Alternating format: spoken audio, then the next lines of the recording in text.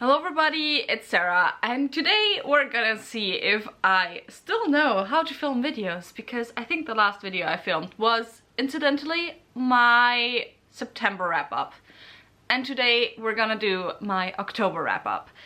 I have, in the meantime, also uploaded a second video, but that video was filmed at the beginning of September, so yeah, it's been a while is what I want to say. I just haven't had a lot of time or motivation to film recently, and so today we're gonna actually try and batch film as many videos as possible and see where it gets us. The goal is a wrap-up, 2 reviews, and my Brandon Sanderson video that I should have done half a year ago.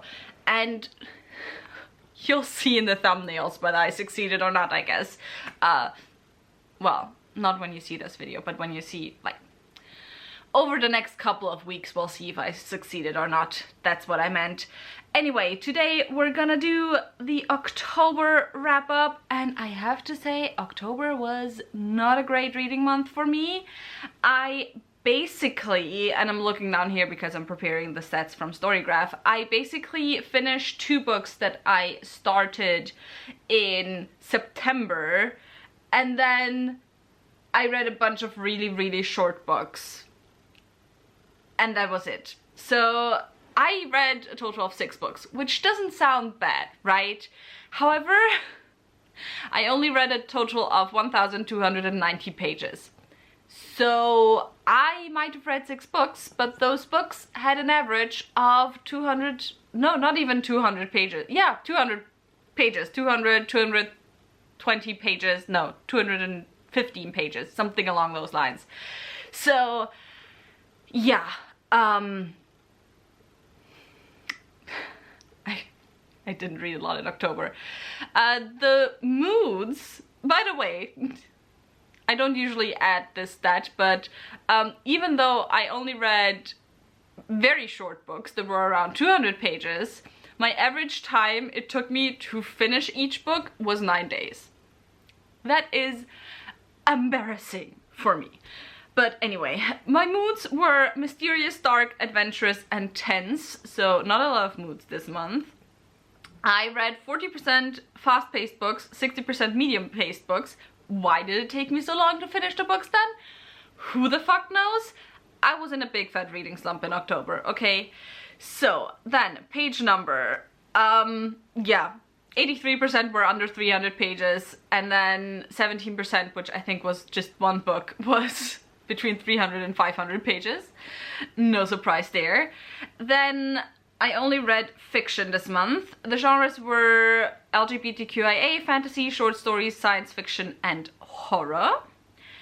Then 1 book was digitally, 5 books were print. And in terms of ratings, oh wow, my ratings were bad this month. Although apparently I didn't rate one of the books, I guess. I had 1 3-star, 1 3.25 star, and then 3 3.5 stars. Also, I need to just have a very quick look what the 6 books were, because I don't remember. Okay, I read 5 books this month, because for some reason it added one of the books twice to my list. So anyway, 5 books, and I did read 2 books digitally, but I guess I just added them the wrong way around. But yeah, then in terms of inclusivity stats, let me just very quickly go through them. I had 1, 2, actually all the books were either written by queer authors or included some type of queerness. One of them is like so because I'm not sure if the author is queer, but it was a short story collection, and I off the top of my head can only remember 1 or 2 of the short stories to include queerness, but yeah, it was still included, but it wasn't like generally a queer short story collection. Then I had 1, 2 of the books that were by BIPOC authors. And then in terms of disabilities, either mental or physical disabilities, I, off the top of my head, can only really think of 1 of the books having that. But with all of that said, let's get into the books. First, I have Mistress of Lies by K.M. Enright, which is the start of a new series, and it's also, as far as I'm aware, a debut. And I was actually really excited for this because it sounded very interesting. I mean, I didn't know that much about it, but I knew that there was like blood magic and some politics and some... I, for some reason, thought there were vampires in here, but it was mainly just blood magic, not really vampirism that much, although there was like blood drinking, but like for magic reasons, not for sustenance reasons. And I have to say, I'm kind of a mixed opinion on this book. I have some mixed feelings on it. I was a little bit disappointed, like my expectations for this book, or as much as I would enjoy this book, weren't necessarily met. However, at the same time, a lot of the problems that I have with it are the types of problems where I'm a lot of the times more lenient with debut authors, because you can often see them improving on the second book and so on. So I will definitely give this book or the series a second chance with the second book, and then I'll see if I enjoy it, if I want to DNF the series whatsoever. But what is this about? This follows, I think Shan. This follows Shan, and Shan is a powerful blood worker. Basically, you have this city, empire, this realm where you have blood workers who are at the top of society, and then you have the, I think they were called unblooded, so like the normal people, who are more but who are also oppressed by the blood workers because they can do magic, and who are kind of very unhappy with their plight. Shan is the daughter of one of the big noble houses. However, she is the daughter of a house that has kind of fallen a bit over the last few generations, especially under her father, and who as a person has also been a little bit ostracized because her mother is not white, basically. By the way, the author himself is also Filipino American. And so we start the story by Shan killing her father and taking over her house, and wanting to get more powerful in politics because she wants to change the current system of like blood workers and oppression, etc. And she wants to topple the, I think he was called the Eternal King, who has been ruling for hundreds of years because he's ostensibly immortal, as far as people know. And then at the same time we follow another character whose name is Samuel. I'm so good with name. Samuel, who thinks he's unblooded. However, he gets drawn into the kind of realm of the blood workers when he is witness to a ritualistic murder. Well, not to the murder, but he is the one who finds the victim. And so the two of them have to kind of help together to hopefully work towards a common goal, because both of them want to topple the current system that is happening. So that was a very confusing summary. First of all, I really liked a lot of the nuances that were there in the book. I liked the chemistry between Samuel and Shan specifically. There is also polyamory with the third character. However, a lot of the stuff with the third character, because he didn't get any POV chapters, sometimes seemed a little bit like sudden, because a lot of the passage of time and how often people met in between chapters wasn't very clear. So it, like, the growing affection sometimes came a little bit out of nowhere because you weren't within his POV, and he also appeared more rarely in Shan's and Samuel's POVs. I don't know if that makes sense, but like generally I did enjoy the romance. I also enjoyed the nuance that Shan had as a character, because for a lot of the book I was kind of confused why exactly she would have the motivation to topple blood workers as a whole, because she isn't really seen to have a connection to the unblooded that much, aside from the fact that her brother is one. However, that was like very well commented on later on in a fight that her brother and her had, so I did enjoy that part of it, because I do sometimes criticize, like, from a story structure when it seems like characters, simply by virtue of being POV characters, understanding oppressions and like seeming to understand that so much, even though there's nothing within their background why they would have researched that or why they would care about that, just to make them more likable. However, that is not the case with Shan, and it is made very clear with Shan that like her motivations isn't really like the unblooded as a whole, but her brother. She wants to make a safer world for her brother. And then in terms of like more concrete criticism, is that while I did think the premise was really interesting and I thought the characters were interesting, it felt like as a whole the book lacked, I don't know how to put it, like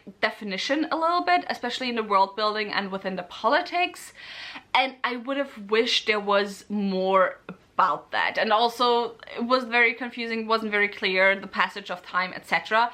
However, a lot of the problems that I had with this book very much felt like debut book problems, where the author maybe isn't like that familiar with techniques, how to do all that type of stuff. But yeah, overall I still wanna give this author a second chance. I am interested to see where the story goes, so it's not like a 3-star I didn't like it, it's more like a 3-star I enjoyed it, but I also had a lot of problems with the story, and I sometimes had a hard time picking the book back up and getting the motivation to continue it because of those problems.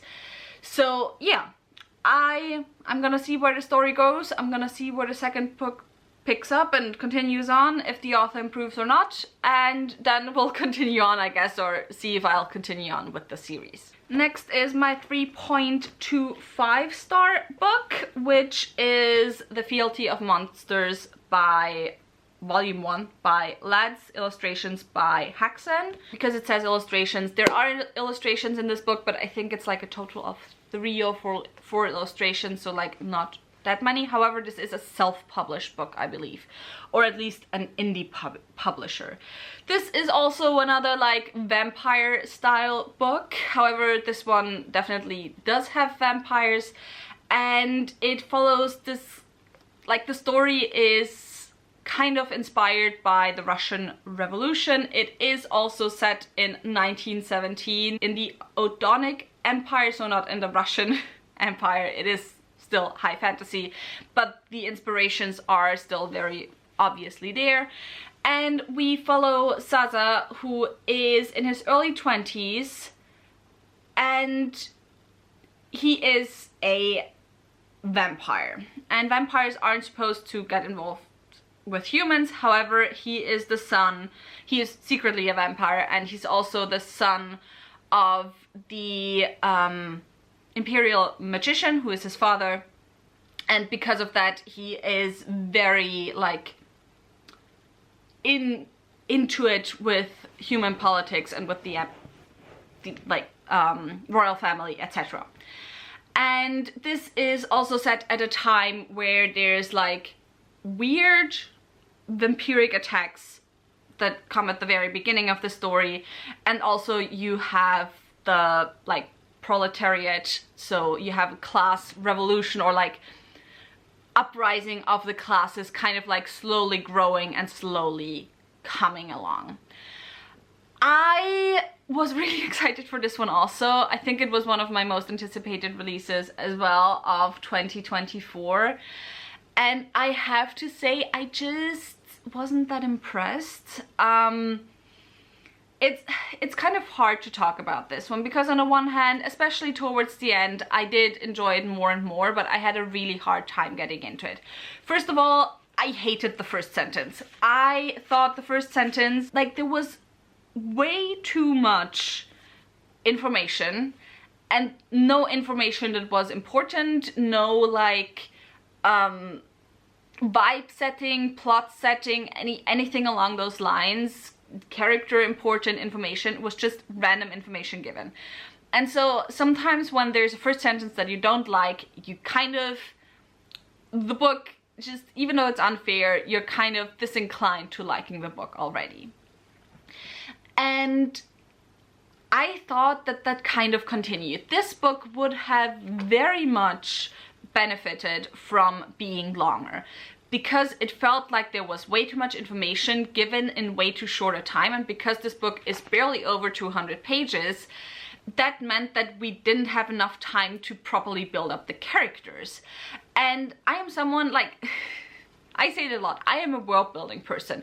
So it's not really that I have an issue with a lot of information being given, but a lot of times I have an issue with how information is being given. And if I don't like the way exposition is done, and I don't necessarily mean exposition dumps or whatever, there is ways to do exposition dumps that I actually really enjoy. If I don't like the way information is given and exposition is done, I have a really hard time getting into the book. And the other thing was, so like I was very confused for a lot of the time of the book, because a lot of times information was only given once, and that's something that doesn't work for me with high fantasy. I think to really get what is going on, a lot of times information or like a whole picture has to be like repeatedly shown. I don't know if that makes sense.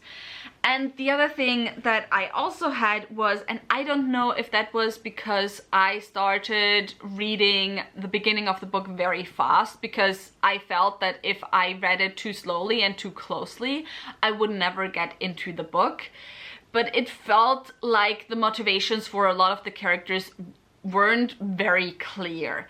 Like, it was clear to me what they planned on doing and why they plan on doing it, but there were a lot of terms thrown around to different organizations, etc., where it took me quite a while to really get the connections, but not in a way where I enjoyed it. I don't know how to explain it, because like it's not necessarily the issue that I don't understand a fantasy book right at the beginning. I read a lot of high fantasy. I didn't know what the fuck was going on in The Mask of Mirrors, like 100% what was going on, until I read it the second time around.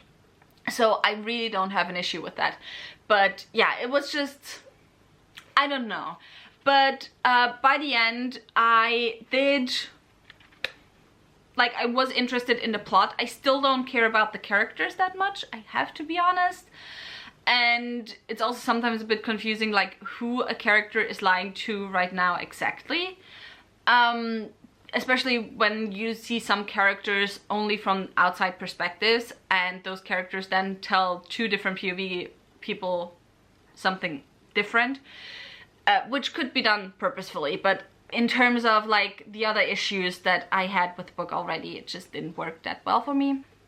I don't know, whatever. I'm not gonna say I'm gonna recommend or not recommend the book, because it feels kind of like weird to say I don't recommend a book, especially if a lot of the problems were very personal to me. But also there were too many issues I had with this book for me to be able to say I recommend it. However, on the other hand, Scylla loved this book. So, you know, maybe it was just me. And then next, my 3.5 star reads. First, I have Jamaica Ginger and Other Concoctions by Nalo Hopkinson. I won't talk about this too much. This is a speculative short story collection by the author. Some of the stories I really enjoyed, others I didn't really care for. It's just kind of the way it goes with short story collections. But I think it's worth it picking up for some of the short stories actually. And then I also read the first two books in a novella series, and the novella series is The Fireborn Blade by Charlotte Bond. I read The Fireborn Blade, which is the first one, and then the second one is The Bloodless Princess, which I have an arc for, and which I think came out sometime in October now. And this follows, like the first book follows a knight who's kind of down on her luck. She also, usually knights aren't women, so she's kind of looked down upon already. The main character is Madile, and so she goes into the lair of a dragon to get a legendary sword. And I don't want to say any more than that because it's a novella. It's 150 pages, not really necessary to say any more. This is also sapphic, which more so comes out in the second book, because in the first book we don't really meet the love interest until the very end of the book, so, you know, they only just met. And yeah, if you enjoy novellas, I do think these are very, very fun, and I thought that there's actually a decent amount of character development and plot for novellas. They structurally don't go like vibes-wise, but they do definitely have plot, and so yeah, I thought they were really well done and I enjoyed them. But I don't really feel like I can give more than 3.5 stars to like plot-based novellas in terms of my enjoyment of them. And so that was it for the books I read in October. However, we still need to do my TBR chart pulls, and let's start with my series TBR chart, which, by the way, I still haven't added all the series that are like where new books came out, etc., and that I started into this one, so sorry. But for... oh, I actually already read this. It's The Queen's Price. Why was this still in here? Didn't I read it like... oh no, the book came out last year. I don't know why this was still in here. But instead of The Queen's Price, we're gonna do the War Art Saga, which I decided to DNF. As I said, this TBR chart is not very up to date anymore. So, continuing on. Third time's the charm. The Legends of the Condor Heroes by Jin Young, which I have 2 books left. I read the first and the second book, I believe, so I'm gonna continue on with the third one. And then in terms of my... actually, I don't even remember. Oh, was it Roots of Chaos? No, that was in September. I don't remember what series I picked for October, but we're gonna pick a country for December, so the last country of the year. But I still only have countries, I think, up to H or J or something in here, so yeah, because I don't have space. Côte d'Ivoire. So we'll try and find an author from Côte d'Ivoire. So that's it. And that was it for my October wrap-up. I really hope you enjoyed it. If you did, maybe think about giving me a thumbs up and also maybe subscribing. All the links to my social media as well as to my book club are linked down below, so go and check those out. And I hope I'll see you very soon. Bye!